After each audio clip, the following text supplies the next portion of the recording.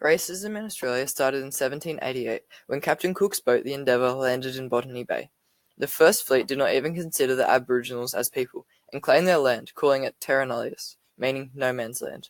This meant laws were passed by the government, such as the White Australia policy, that encouraged racism, which eventually led to the Stolen Generation. These events were discussed in Scene 10 of the Seven Stages of Grieving, when describing the effects of the Stolen Generation. Her children were stolen, wrenched from familiar arms, and forced to feed upon another tongue. The new European settlers also suppressed Aboriginal culture. They told them not to speak, not to dance, and not to do what they have always done. In many ways, this is similar to the European settlement of the United States.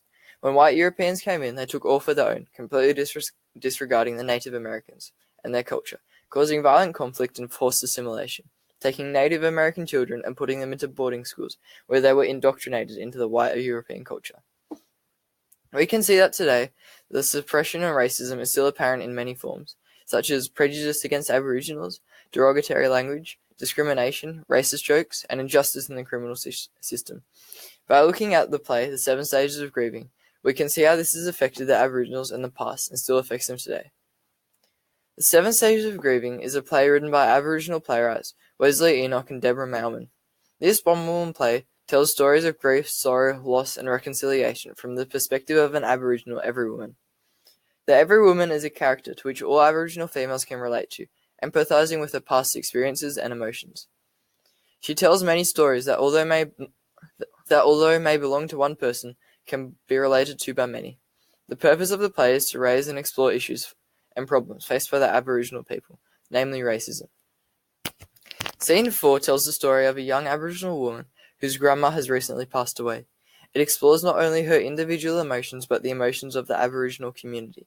This personal anecdote discusses the storytelling and oral traditions that exist in the Aboriginal culture, along with helping the audience recognize and understand what the members of the audience's culture and the Aboriginals' culture have in common. We can see that today, standard Western culture does not differ a great deal from Aboriginal culture. Our families still come together for meals, dance, sing, cry, and especially mourn the loss of loved ones, just as the Aboriginals do. In spite of this, it is made obvious that the manner in which they do these things is somewhat different to ours. This is recognized in the scene, specifically paragraph 12, as they talk about the inquisitive neighbours who are gawking at the Aboriginal ceremony, as if it is some sort of circus, hence displaying racist attitudes towards them, the Aboriginals. The neighbours in this scene can arguably be described as racist, however that might not be the opinion of everyone. When the woman says that the neighbours watch from the safety of their kitchen windows, it is implied that the Aboriginals did see this as a racist act. Hence, it was obviously hurtful, making them feel as if they were inferior or that their culture was simply a spectacle. Scene 12 discusses the prejudices Australians have against Aboriginals in a comical fashion. We are told how racist stereotyping the Aboriginals has an ongoing impact. At the beginning of the scene, we are told to step into the shoes of an Aboriginal with the rhetorical question, "Have you ever been black?"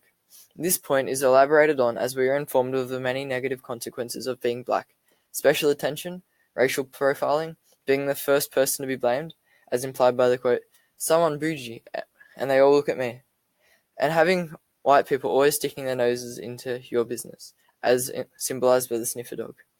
Techniques such as hyperbole and over-exaggeration are used in the scene to highlight the racist attitudes shown towards the Aboriginals.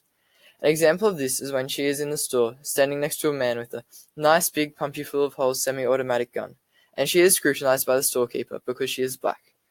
The negative consequences mentioned in the scene clearly have an ongoing impact on Aboriginals, taking a toll on their mental health.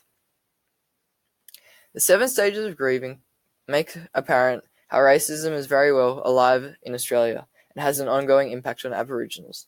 We can see quite clearly how this affects Aboriginals, which is in many ways similar to the effects that racism shown towards the Native American has on them. Racism is an everyday and present feature of Australian society and continues to negatively impact Aboriginals.